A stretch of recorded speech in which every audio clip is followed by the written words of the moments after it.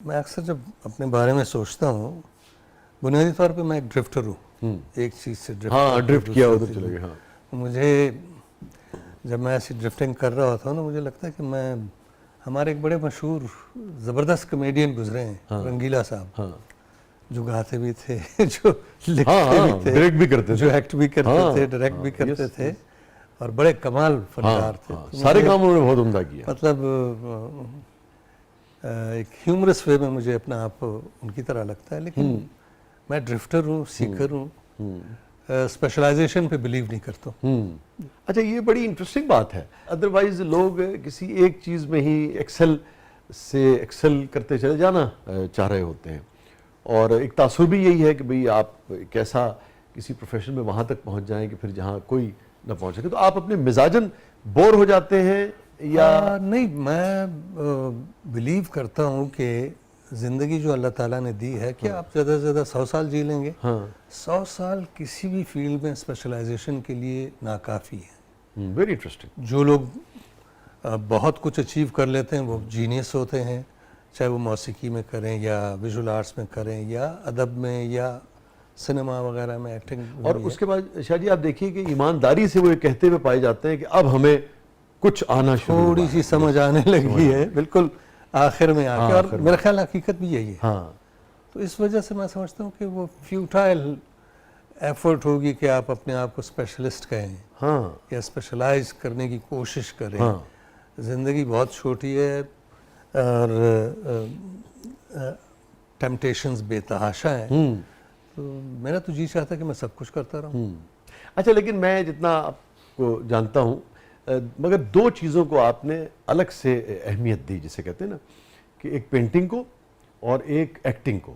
باقی چیزیں آپ نے کی تو ضرور، مگر ایسے لگتا ہے کہ جیسے اپنی انجوائمنٹ کے لیے کی. آپ نے ان کو پروفیشنلی کبھی اس طرح سے پریزنٹ نہیں کیا، اڈاپٹ نہیں کیا. جیسے میوزک گانا ہے، مجھے پتا ہے کہ آپ گاتے بھی ہیں، ہارمونیم بھی پلے کرتے ہیں، مگر مجھے یاد نہیں پڑتا کہ کبھی آپ نے ریکارڈ کر کے اس کو مارکیٹ کیا ہو. جی نہیں، بالکل نہیں، وہ ہمت ہی نہیں ہوئی.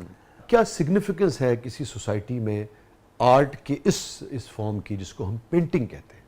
آرٹ کو میں اس حوالے سے دیکھتا ہوں اور سمجھتا ہوں کہ آرٹ آپ کو اس قابل بنا دیتا ہے کہ آپ انفارمڈ ڈیسیجن میکر بنے. انفارمڈ ڈیسیجن میکر وہی ہوتا ہے جو بے لوس ہو، خود غرض نہ ہو، خوفزدہ نہ ہو، اپنے آپ سے دلیر ہو. جی ہاں، اور وہ پھر خوبصورتی بکھیرتا جاتا ہے، شیئر کرتا جاتا ہے، اس لیے کہ اس کی زندگی مرکوز اسی بات پہ ہوتی ہے، نقطے پہ، کہ جو کچھ وہ حاصل کر رہا ہے، جو کچھ وہ جان چکا ہے، اس کا شیئر کرنا جو ہے وہ بہت ضروری ہے. جو سخی کا لفظ آپ نے. جی ہاں، تو ایرک فرام جو ہے وہ اس پہ خاص طور پہ اس نقطے پہ مطلب بہت زیادہ فوکسڈ ہے. ہم نے پہلے بھی ایک نشست میں نا ایرک فرام پہ بات کی تھی. جی ہاں بالکل. اور لوگوں کو ضرور، میں اس لیے تھوڑی سی بات اس پہ چاہوں گا میں کر کے آپ ضرور کریں.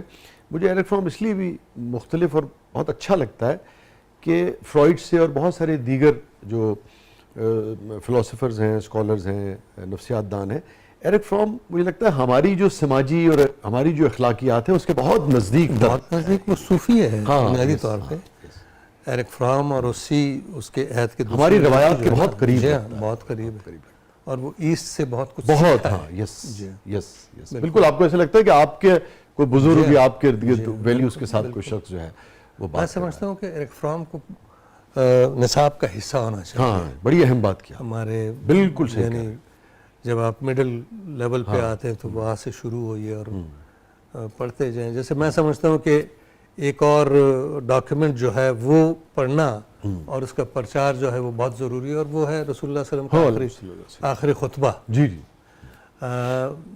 میں نے اس سے بہتر تصنیف نہیں پڑھی ہے. سبحان اللہ. پوری انسانیت آپ کی ذاتی زندگی، زندگی، کہ وہ دین یا مذہب کو اس خوبصورتی سے ایکسپلین کرتے ہیں رسول اللہ صلی اللہ علیہ وسلم کے. یعنی جیسے صوفی جی کہ ایک کسان یا موچی جو ہے اس کو بھی وہ اپنا کلام بھرپور طریقے سے پہنچا دیتا ہے، یعنی اس کے ذہن کو بھی منور کر دیتا ہے، اور ایک فلاسفر بھی اس سے اتنا ہی استفادہ حاصل کر سکتا ہے. میں سمجھتا ہوں کہ اس تصنیف کو بھی اس کی پرچار بہت ضروری ہے. بالکل آپ درست کہہ رہے ہیں. اور اگر آپ کو بھی لازم بات ہے یاد ہے, لوگوں کو بھی, ہر مسلمان کو ہی تقریباً اس نے پڑھا ہوتا ہے کہ پوری کسی ریاست کے آئین کی بنیاد جو ہے وہ خطبہ. بالکل اس کے اندر جتنے انسانی حقوق ہیں اور ریاست کا اور اس کا تمام تر یعنی کہ اس کے اندر موجود ہے. یعنی بڑے اختصار سے, بہت ہی اختصار, یہی اس کا یہ عجیب بات ہے, اسی میں نے کہا نا کہ آئین کی بھی بنیاد لفاظی نہیں ہے اور کسی عربی کو اجمی پہ کوئی وہ نہیں. اور کیا سبحان اللہ, سبحان اللہ. شاہ جی یہ فرمائیے کہ وہ جو میں نے پہلے سوال کیا تھا, بہت عمدہ آپ نے اس پہ گفتگو فرمائی. اب میں آپ سے یہ سوال کروں گا کہ اگر کسی معاشرے سے, ابھی بھی یقیناً ہوں گے, میری کم علمی ہوگی ایک, اور ورنہ آپ پھر اس پہ روشنی ڈالیے گا, مگر میں محسوس کرتا ہوں ارد گرد کہ اب اگر کسی معاشرے سے صادقین, گلجی, اللہ بخش, شاکر علی, یہ سارے اٹھ جائیں, آپ بے شمار لوگ بے شمار لوگ, ہمارے اساتذہ میں جو میرے نزدیک بہت ہی قدرمند انسان ہیں پینٹرز میں, وہ خالد اقبال صاحب ہیں. جی درست. خالد اقبال صاحب شاکر علی کے جی ہاں کنٹمپریری تھے, ایک ساتھ انہوں نے پڑھایا ہے NCA میں اور رہے ہیں بہت. وہ عالم تھے. آرٹ کے بارے میں جتنی کلیئرٹی ان کو تھی, میں نے کسی اور اپنے اساتذہ میں سے کسی اور کو ان کے ہم پلا نہیں پایا ہے. اور وہ پینٹر بہت ہی زبردست پینٹر تھے. یعنی میں یہ کہہ سکتا ہوں کہ صادقین کاپی ہو جائیں گے, چغتائی کاپی ہو جائیں گے, بہت سارے ہو جائیں گے, لیکن خالد اقبال صاحب کو کوئی کاپی کر ہی نہیں سکتا. اس کی کیا وجہ تھی؟ ان کا مشاہدہ, ان کا فوکس. ہاں وہ بنیادی طور پہ لینڈسکیپ پینٹر تھے. اچھا ٹھیک. نہیں آپ ٹریٹمنٹ کرافٹ کی بات کر رہے ہیں یا آپ تمام چیزوں کو یکجا کریں. ہاں آرٹ کی جو انڈرسٹینڈنگ ہے, ہاں ہاں یعنی کہ آرٹ ہے کیا, ٹھیک ہے, بنیادی طور پہ ایک فلسافیکل کوشچن ہے. جی جی اس بارے میں وہ انتہائی کلیئر, انتہائی ان ڈیپتھ سٹڈی والے انسان تھے, عالم تھے, پھر سکلفل بھی تھے. اور ان کا مشاہدہ, لائٹ کا مشاہدہ, یعنی ہمارے جو امپریشنسٹ ہیں جی جی وہ لائٹ پینٹ کرتے ہیں, تو خالد صاحب بھی لائٹ پینٹ کرتے ہیں. ہاں آپ اگر ان کی تصاویر کو دیکھنے کی کوشش کریں, بہت سارے لوگوں کے پاس ہوں گی, تو آپ کو لٹرلی کوئی آدھے گھنٹے کا فرق جو ہے لائٹ, واہ واہ واہ, وہ بھی محسوس ہوگا, ٹیمپریچر محسوس ہوگا, موسم, واہ واہ, یہ ساری چیزیں.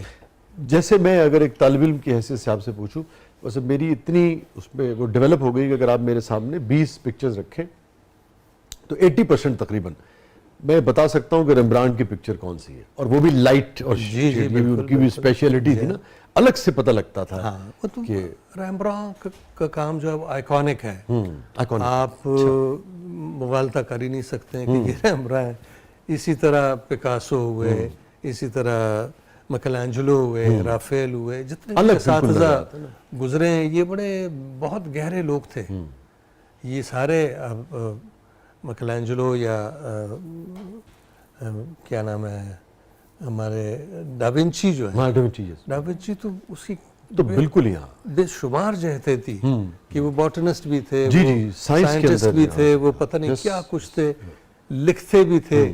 آپ یہ سمجھے کہ آرٹ کے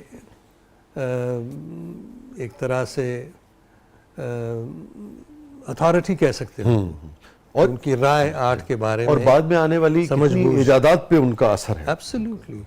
یہ وہ لوگ تھے جب رینیسانس کا زمانہ تھا, کہ جب علم جو ہے وہ پھیل رہا تھا اور وہ ڈسکس ہو رہا تھا ایک دوسرے, اور ڈارکنس سے یورپ باہر آ رہا تھا. جی ہاں, یعنی پینٹر جو ہے وہ سائنٹسٹ کے ساتھ بیٹھا ہوتا تھا, سائنٹسٹ طب کے ماہر کے ساتھ, ہسٹورین کے ساتھ, فلاسفر کے ساتھ, شاعروں کے ساتھ, لہٰذا وہ ہولسٹک ویو ہاں آرٹسٹ کا بھی بن رہا تھا, میوزیشین کا بھی بن رہا تھا, اداکار کا بھی بن رہا تھا.